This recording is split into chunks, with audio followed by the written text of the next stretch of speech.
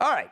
As Trump delivers the most consequential week of any president in recent memory, the Dems are left rocking and reeling like Larry Kudlow's waterbed. Dems roam the countryside like zombies in search not just of brains, but spines. With their tools of intimidation gone, no one has to take their threats seriously anymore. They are disarmed. They're Lizzie Borden, but without the axe. They lost their influence. So much so, even their affluence is useless. And to fill the space where principles and actions might exist, they turn to other targets. And the media is there, of course, to assist, shifting its criticism to the tech bros, billionaires, and dark money, as laid out by the Crypt Keeper's last speech, delivered like a telegram from beyond the grave that he'll soon fill. Today, an oligarchy is taking shape in America of extreme wealth, power, and influence that literally threatens our entire democracy. We must reform the tax code, not by giving the biggest tax cuts to billionaires, but by making them begin to pay their fair share. We need to get dark money. That's that hidden funding behind too many campaigns contributions. We need to get it out of our politics. Now, I'd say Biden was looking in the mirror, but if he did, he'd swear he'd just seen a ghost. So the media says that the Republican Party is now the Democratic Party, the party of the rich and elite. What desperate. In fact, Trump's rise was never about affluence. The reliance on wealth was always the grift of the Democrats, the party of the rich, elite, white liberal, who directed their destructive compassion on those they felt they could control. But while the Dems were propelled by affluence, the Republicans were driven by influence, the old-fashioned kind, the kind you get from listening. And it wasn't top-down, but bottom-up. The promises made and kept so far didn't come from Musk or Ellison, but MAGA, the happy people in the red hats. And did you notice how happy they are? It's got nothing to do with affluence, just influence. Look at Trump take apart the wilted bureaucrats in Los Angeles. They got torn apart like Hunter's apartment when he can't remember where he put his crack pipe. People are willing to get a dumpster and do it themselves and clean it out. And they can't. You have emergency powers just like I do, and I'm exercising my emergency powers. You have to exercise them also. I did exercise them. Because you have a very powerful emergency power, and you can do everything within 24 hours. Yes. We think within a week. That's a long time, a week. I'll be honest. To me, everyone's standing in front of their house. They want to go to work, and they're not allowed to do it. And the most important thing is for people to be safe. They're safe. They're safe. You know what? They're not safe. They're not safe now. All right. It was a thing of beauty, but he didn't stop there.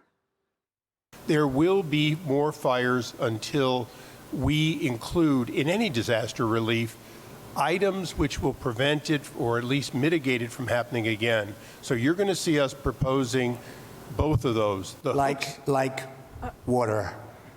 Little things like water. You know, the party of common sense. See, we're the party of common sense. You're not, in all fairness. Yes, sir. We like water to put out fires. It's really quite efficient. It's the greatest. It's the greatest.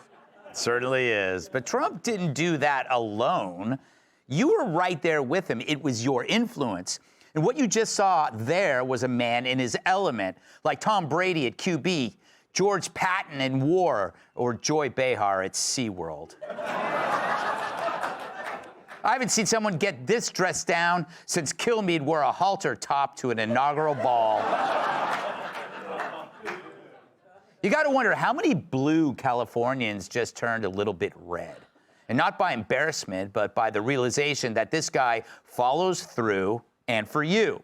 That's not a product of affluence, but influence. Trump listened to those on the ground. In fact, he sought them out directly, and then in front of everyone delivered their message to the party that demanded a separation from the minions that they claimed falsely to represent. Remember this, when Trump is in the room, so are you. Have you ever felt that before? He's saying what you are thinking. Like right now, he'd say, man, that Greg Gutfeld could probably bench press twice his own weight. And he's right. He's right. But it was your fearless enthusiasm and your willingness to share the risk that pulled Trump way past the finish line, so much so that his leadership is now considered not a mere win, but a mandate. And now he's opened up the government for you to walk right in, unannounced, to see the charlatans at work. It's like walking in on 4 guys squatting in your house. Trump's purpose is just that, to reintroduce you to the government that failed you, and to remind these crooks, no, actually order them to do the common sense work we expect from them, and if they don't, they will either be gone or exposed or both. No wonder Newsom came to Trump's plane fidgeting and nervous. He was looking like a kid waiting for dad to return from a business trip. It wasn't about California. It was about his comeuppance. What did he do while Trump was gone? And Trump was coming to town whether you liked it or not. Hiding from such a reckoning would only be a reminder to everyone of your cowardice. So this hit the ground running success and the clarity of Trump's effectiveness came from one thing: not affluence, influence, yours. So pat yourself on the back, because no one else in the media is going to do it for you. Well, they might, but when they do, they'll be holding a knife in their hand. Let's welcome tonight's guest. Lesbians accuse him of cultural appropriation. Comedian Joe Mackey. Even she can't spell her last name. Financial analyst Heather Shabaraga.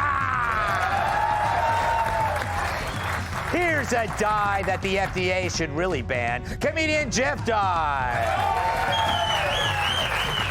And she's fun-loving with a bun in the oven. New York Times bestselling author and boxers get driven.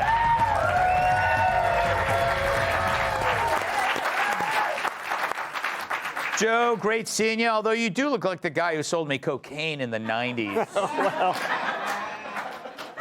At the club, just sitting there. And it wasn't very good cocaine, Joe. So how did you feel when you watched Trump kind of dress down these incompetents, these bureaucrats? Did you get a fire in your belly? It felt really good, Greg, because not only do they screw up almost everything imaginable through the not having forest management, not having water in the reservoir that fed the hydrants, but then they go and take away your freedom in the name of safety. It's the same thing they do in every disaster. I'm in charge of my own safety. That's why I got rid of my trampoline and I quit cheerleading.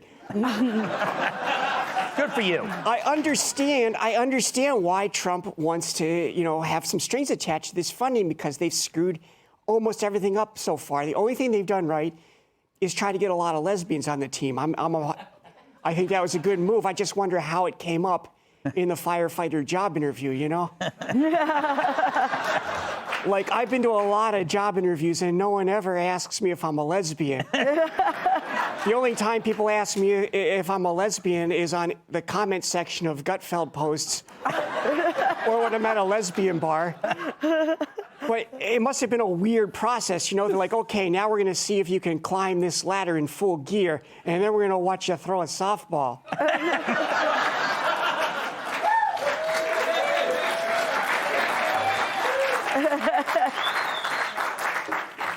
Well put, Joe. Well put. Heather, you come from a financial background, or so you claim. We've seen no proof of this. Do you get the sense, I use the phrase from the economic world, animal spirits? Mm-hmm. It's kind of like, it feels like an emotional optimism that now we have decided this is what we want, and once you decide, you actually do it, and Trump is there, the point on that spear. That we want water, and we need water to fight fires. I mean, he kept saying, we like water. Yeah. We like water. It's like, wow, that's such a common sense approach, signing an executive order to open the valves, turn on the valves, get the water flowing. They have an abundance of water supply, but instead they have decided to save a little tiny fish called the smeltfish, which, by the way, is not an actual endangered species. They're in other areas of the world. So instead, we've decided on human sacrifice. Yes. So I do agree with a lot of what Joe said, not all of the lesbian stuff, but the other part about what do you have against lesbians? Nothing. Besides other lesbians? Nothing.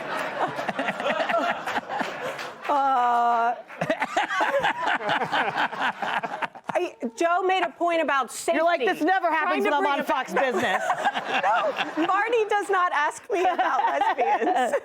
So I'm sorry, continue. Joe mentioned safety, and he was mentioning if this is my house, you should let me go back and get my belongings. Not in 1 week. Yeah. The looters aren't going to wait 1 week to rob and steal the stuff in your house. And so Trump is saying, hey, I'm going to side with the residents, and you should be able to go back to your house, and it's all about the government exercising too much control. Yeah, I mean, whether you're a lesbian or not. It's so funny because when she said it could be a week, everybody at home goes, that's too long, and that just came flying out. That's too long.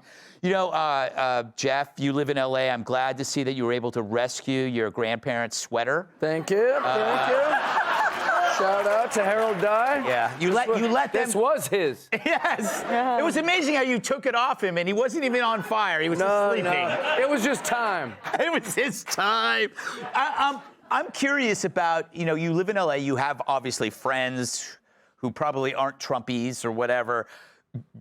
How are they dealing with this? Everyone's upset. The only good thing that's going to come from this is people are going to start becoming Republican. Yeah. Because they're going to realize it took, what, over 50 years to build the Palisades, and now it's going to take 60, 70 more years to do it again. Like, she says she has a 3-point safety plan.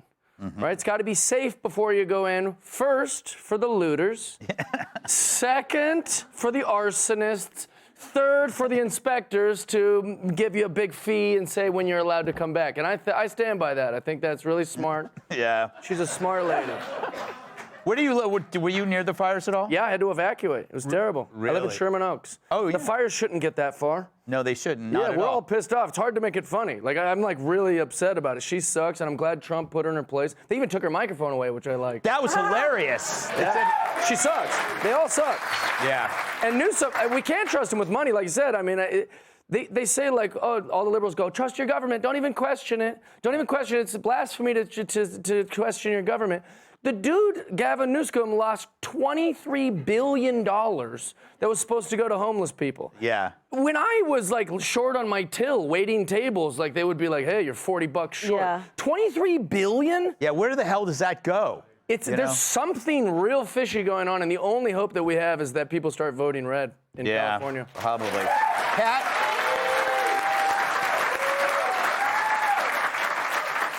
Do you think it's really just as simple as calling people's bluff? Just basically, like, she says this, you go, no, you do it this way. Why don't you do it this way? Could it be that simple, and the Democrats were just too chicken? First of all, good move not on my sweater. You know what?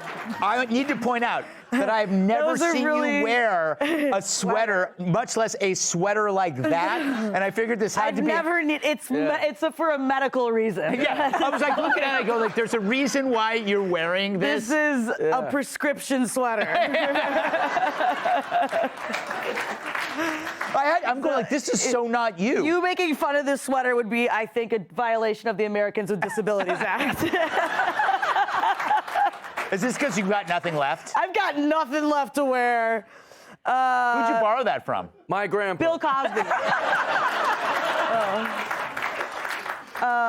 Yeah, so I think actually it isn't easy. I think it is hard to make any of this funny, but I think Trump kind of does that effortlessly. The water thing. Because it was funny when he's like, water, maybe we use water. And that's what I think maybe people are starting to come around, but they're really not in terms of understanding that, because people spent so many years, I'm talking about Democrats and people who hate Trump, talking about how he's not presidential and how that's such this issue. And then they're like, and people don't even care that he's not presidential. I'm like, you're almost there. You're so close. It's actually that's what people like. Yes, and it becomes presidential because he just it's authoritative, not authoritarian. People at home are like, you can do that? Yeah. Well, we don't want to annoy Bill Burr. I mean, none of us are fire experts. But water, probably water. But he also does throw things out there, and sometimes it's like not right. But he just is like, if it comes to my head, that's what I'm gonna say, and that's the way a lot of people actually like that. Yeah, exactly. You don't have to like every meal in the restaurant. That's an analogy I like to use when I actually go to restaurants. Wow, that's beautiful. Thank you very much. This is not my first rodeo, Beautiful. which I've said when I go to rodeos.